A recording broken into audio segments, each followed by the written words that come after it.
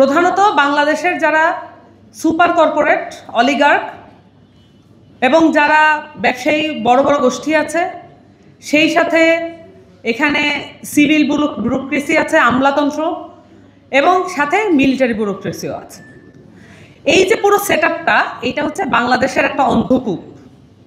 এই অন্ধকূপ থেকে বের হওয়ার জন্য বাংলাদেশের মানুষের একটা 53 বছরের একটা লড়াই আছে।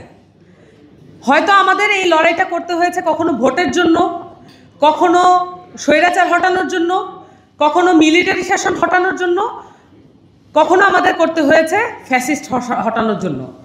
কিন্তু এটার মূল যে থিমটা হলো যে এই যে একটা অসীম গোলকধাঁধায় বাংলাদেশের জনগণকে বেঁধে ফেলা হলো, এই গোলকধাঁধা থেকে আমাদেরকে বের হতে হবে।